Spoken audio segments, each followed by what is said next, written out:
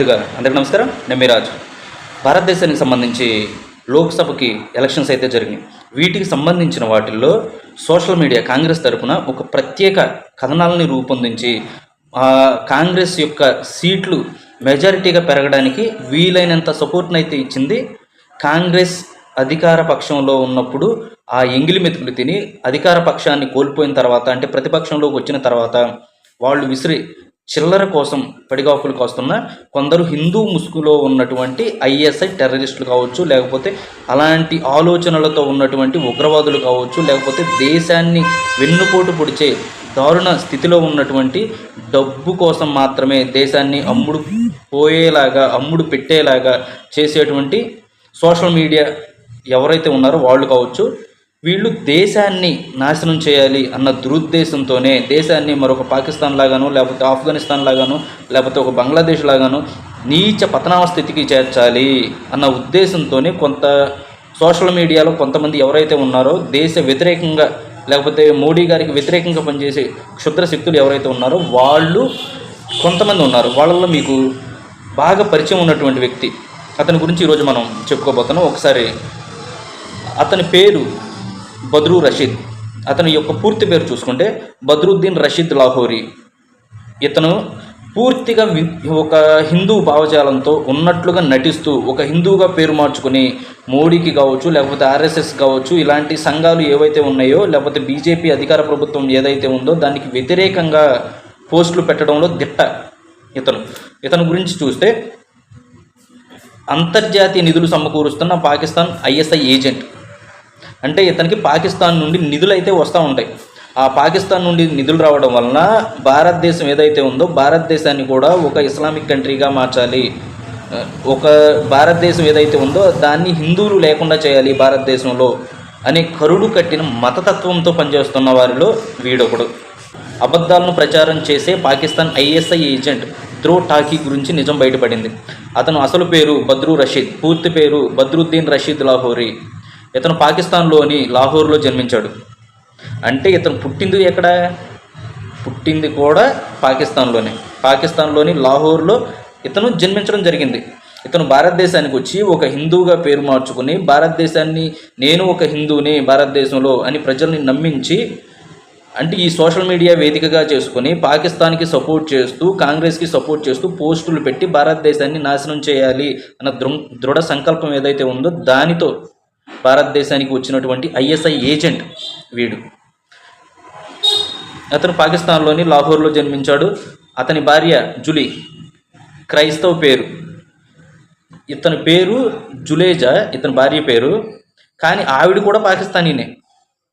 వీడు ఒక పాకిస్తాను. ఎవరిని పెళ్లి చేసుకున్నాడు? ఒక క్రైస్తవరాలుగా పేరు మార్చినటువంటి జులీజా అనే ముస్లిం మహిళ, అందులోనూ పాకిస్తానీ, ఆవిడనే పెళ్లి చేసుకున్నాడు. అంటే వీడి యొక్క భావజాలం భారతదేశానికి ఎంత హాని కలిగించుద్దో, వీడి ప్రతి ఆలోచన భారతదేశానికి హాని కలిగించేదిలాగా ఎలా ఉంటుందో ఈ ఒక్క దాంతో మనకు అర్థమైపోతుంది. నెక్స్ట్, వారు కరాచీలో పేరు మోసిన గ్యాంగ్స్టర్ దావూద్ ఇబ్రహీం యొక్క రహస్య విలాసవంతమైన బంగ్లాలో నివసిస్తున్నారు. అది అంటే దేశానికి ఏమైనా గర్వకారణమా? లేకపోతే వాడు దావూద్ ఇబ్రహీం అనేవాడు ఆడి దేశానికి ఎంత ప్రమాదకరం, ఎంతమంది అమాయకమైన ప్రజలను చంపాడు, దేశానికి ఎంత నష్టం కలిగించాడు. అలాంటి వాడి బంగ్లాలో వీడు ఉంటున్నాడు.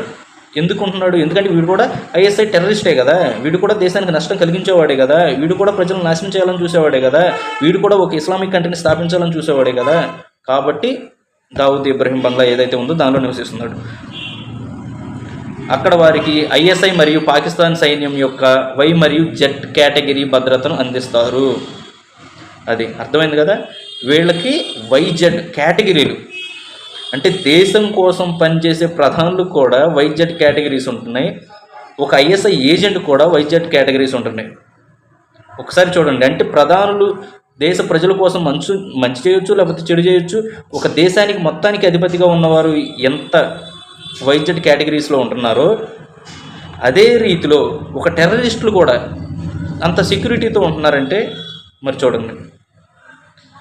బద్రూ రషీద్ పాకిస్తాన్, చైనా, దుబాయ్, మాల్దీవులు, కెనడా, రష్యా, టర్కీ మరియు పండోరా నుండి నిధులు సమకూరుస్తాడు.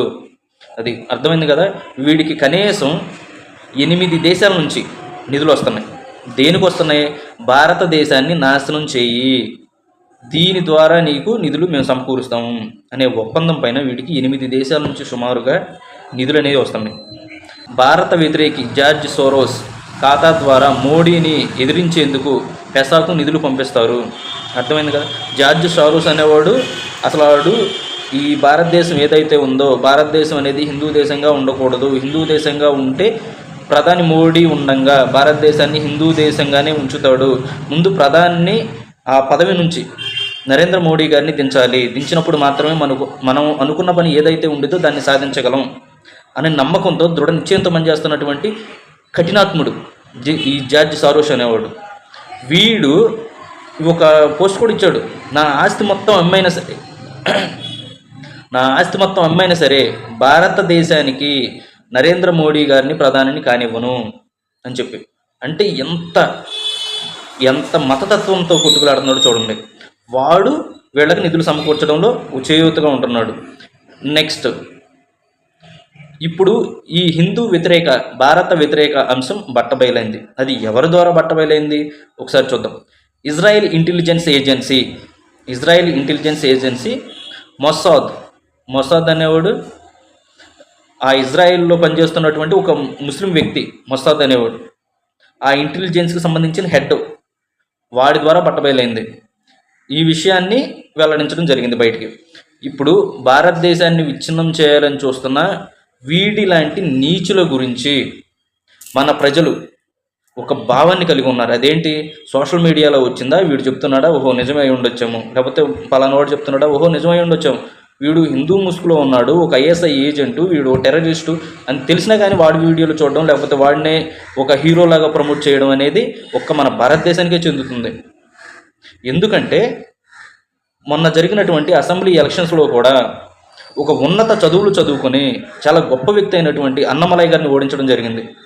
మరి ఎవరిని గెలిపించారు? అంతకన్నా గొప్ప చదువులు చదువుకున్న వ్యక్తే, అంతకన్నా దేశం కోసం పోరాడిన వ్యక్తులనే, లేకపోతే స్వతంత్ర ఉద్యమాల్లో పోరాడి వాళ్ళ తండ్రులు తాతలు కష్టపడుతుంటే ఇంకా తను కూడా వస్తే ఇంకా మంచి చేస్తాడేమో దేశానికి అని చెప్పి అతన్ని ఏమైనా గెలిపించారా? కాదు. జైల్లో ఉండి తనపైన 100ల సంఖ్యలో కేసులు ఉన్నటువంటి వ్యక్తిని గెలిపించారు. అది భారీ మెజార్టీతో. అది మన దేశం యొక్క దుస్థితి. ఉచితాలకు మాత్రమే అలవాటు పడినటువంటి మన హిందువుల యొక్క పరిస్థితి. దేశంతో సంబంధం లేదు, ఆ దేశ ప్రజల యొక్క సంతోషంతో సంబంధం లేదు. ఈరోజు మనకు గడిచిపోతుందా, ఈరోజు మనకు ఉచితాలు వస్తున్నాయా, మనకి ఎవడైతే ఉచితాలు ఎక్కువ ఇస్తానంటున్నాడో వాడికి ఓట్లేస్తాం, వాడిని గెలిపిస్తాం. వాడు దేశాన్ని నాశనం చేస్తున్నా లేకపోతే ప్రజల్ని చంపేస్తున్నా వాటితో మనకు సంబంధం లేదు. ఓటేసేటప్పుడు ప్రతి విఘ్నత కలిగిన ప్రతి ఒక్కరూ కూడా ఆచితూచి మంచివారికి ఓటేయాలి అని చెప్తాం. కానీ మన దాకా వచ్చేసరికి అది చేయట్లే. ప్రతి ఒక్కరూ కూడా దీని గురించి ఆలోచించాల్సిన బాధ్యత ఎంతైనా ఉంది.